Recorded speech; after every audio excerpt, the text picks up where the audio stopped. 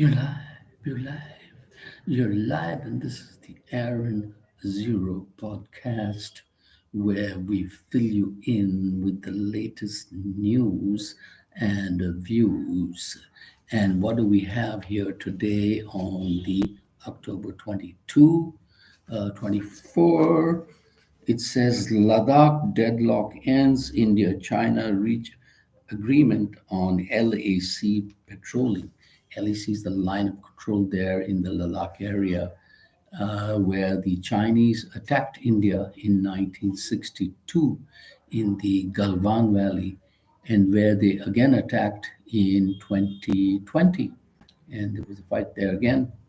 So I don't trust the Chinese at all. I think they're only trying to buy time. But apparently, things are supposed to be a culmination of a 4 year long standoff. And I don't know. They seem to be making nice. I can't tell you why. Anyway, it facilitates patrolling in Demsang and Demchok areas, and this was because of back-to-back diplomatic meetings in June and July with the external affairs minister and the Chinese counterpart. And a, the Depsak Plains is a flat area, basically in the Aksai Chin region area in Ladakh, whereas the Demchok is closer to the southernmost most part of LAC and is close to the Indian state of Himachal Pradesh. So this is what is happening now. Uh, Indian and Chinese troops crashed in July 2020 in Galwan Valley. 20 Indian troops were killed, including a colonel.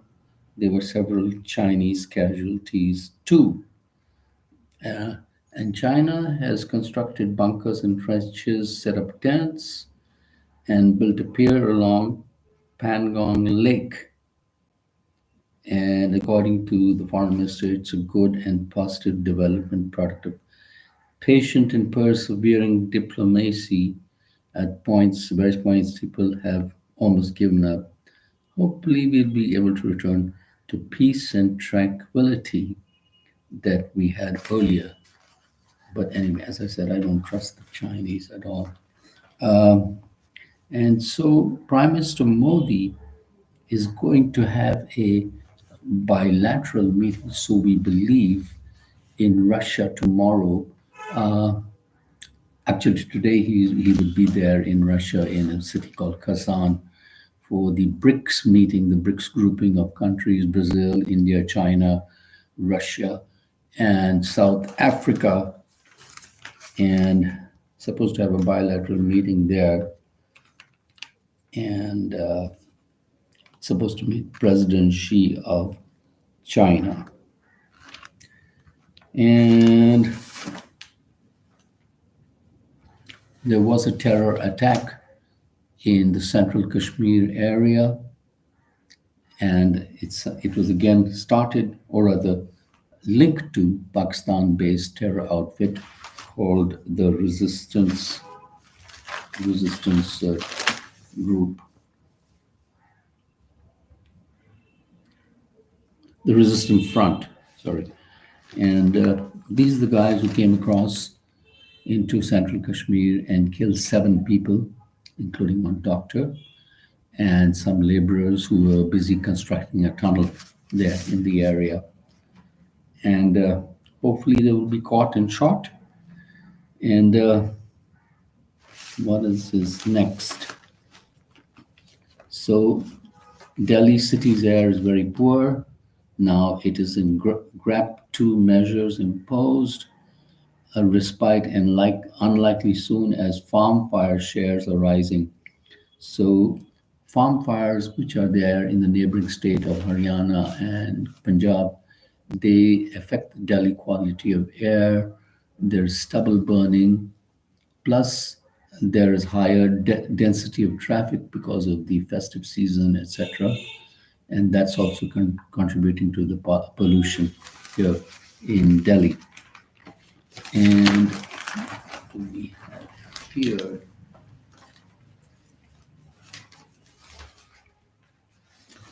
share of farm fires likely to go up 15% by Thursday. And one of the most polluted areas of the city of Delhi is Anand Vihar, with a rating AQI of 360. The lowest is 332 at Vivek Vihar. So not 13, but Delhi now has 22 pollution pain points, and they're going to be using drones and sprinklers to try and control the pollution in Delhi. And so we have some history here. Barely 2 months after the partition of India, Pakistan launched an invasion of Jammu and Kashmir on this day in 1947. Then we have another item out here. In a controversial move to clip powers, the Supreme Court of Pakistan has enacted a law capping the Chief Justice's tenure to 3 years and setting up a special commission to appoint top judges. So they want to control the judiciary there in Pakistan and limit the judges' freedom to give decisions and curb their power, because I guess it's all about the army out there in Pakistan. And then we have a little item here. Well-known vaccine maker Adar Poonawalla, who has a company called Serum Institute, which became quite famous during the coronavirus time, making vaccines. I believe he made the AstraZeneca brand of vaccines right here in India. And he is obviously in the video and entertainment business also. So his Serene Productions will take a 50% stake in Karan Johar. Karan Johar is a producer here in India who has a company called Dharma Productions and Dharma Entertainment for 1,000 crores of rupees. So that's a entertainment tie-up, if we can say that. And the Bangladesh president, Mr. Shaibuddin, finds himself in the crosshairs of interim government after law advisor Asif Nazrul accuses him of lying about not having documentary evidence of ex-PM Sheikh Hasina's resignation. So they want to arrest Sheikh Hasina and extradite her. I believe she's in India, or I don't know otherwise where she is, but who knows what's going to happen with that. And what else do we have here? Of course, a very stupid item in the item of weird and stupid. Britney Spears, pop star American, says she married herself in a wedding dress clip, flies off for solo honeymoon, most brilliant thing she's done. Well, that's Britney Spears for you. Famous author J.K. Rowling, who created the Harry Potter series, says she twice rejected offer to join UK's House of Lords, no interest in accepting peerage. And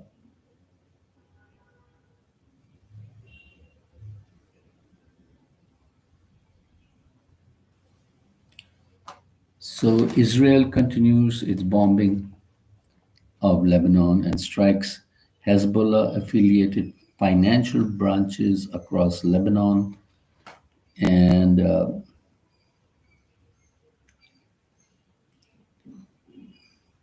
US has given its demands for ending the war in Lebanon with conditions for diplomatic solution. They demanded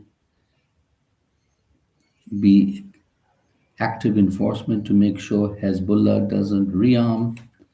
And actually, of course, they want the hostages back. But I think the opposite side wants peace first, a ceasefire in Gaza before they will release any hostages. And of course, already 40,000 people have been killed in Gaza. Gaza is almost completely destroyed. And they're doing the same thing in Lebanon. So they have committed genocide, basically. And what else do we have here? Well, our favorite person of the week, Sean Diddy Combs, is named in 7 new suits. I don't know how many cases he's involved in, but I think he's in for a long, long time in the slammer unless he has some miracle lawyer who can give him a break. And Yulia Navalny, the wife of the famous activist Navalny who died in Russian custody, says she hopes to return to Russia to run for office in post-Putin era. I don't know when that will happen. It's got a long time coming.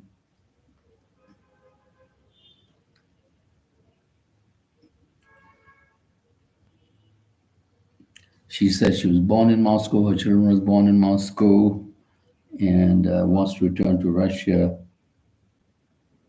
All this regime will fall and will come back.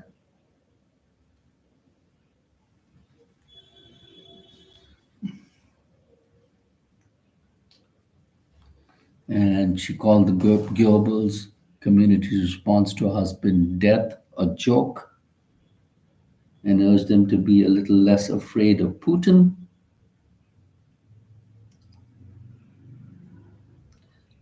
Russia government has added Mrs. Navalny to the list of terrorists and extremists.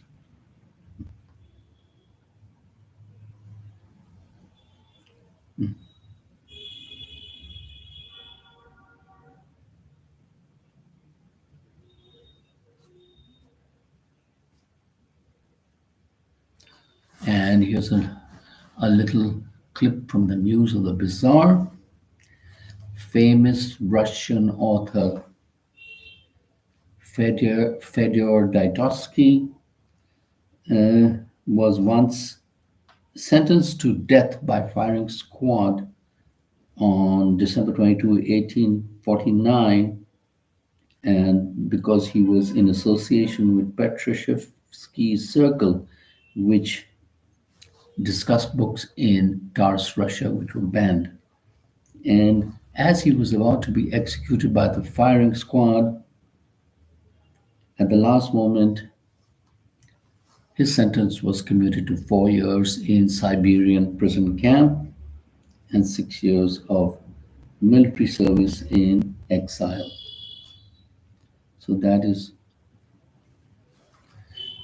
and "You Are Not My King." King Charles was heckled by indigenous Australian senator in Parliament, Senator Lydia Thorpe, shouting at her, shouting at him, sorry, at Prince Charles. So that is some of the news, and now we have some entertainment news here. And it says 30 years of three signed cult classics. 1994 was a great year to be a cinephile. It witnessed the theatrical release of three films around the same time: The Shawshank Redemption, Pulp Fiction, and Forrest Gump. Each went on to become a cult classic in its own right. Pulp Fiction was simply a story of motley crew of mobsters, drug dealers, and lowlifes in sunny Los Angeles. However, the film's Euro defining narrative structure, blend of humor and violence, and quotable dialogues contribute to its cult status, making it to what critics now call a film that changed cinema. Forrest Gump won 6 Oscars, including Best Picture, Best Director, Best Actor, and Best Adapted Screenplay, and achieved unparalleled box office success. Is regarded as an American cinematic treasure, yet the film is studied for its deeper meaning. Guardian calls it the great Rorschach test of American cinema. A film so studiously apolitical, it reflects whatever ideology you wish to project on it. And finally, the Shawshank Redemption with Morgan Freeman and Tim Robbins. Uh, Shawshank Redemption tacked at the box office. The prison drama's introspective storyline was overshadowed by striking cinematography and talking points that both Pulp Fiction and Forrest Gump offered about the state of America at that time. However, the film found a new life in the home video market, becoming the most rented movie of 1995. Shawshank Redemption was set in an American prison. And so that is the news that we had for you today. News and views. Give us your comments. Thank you very much.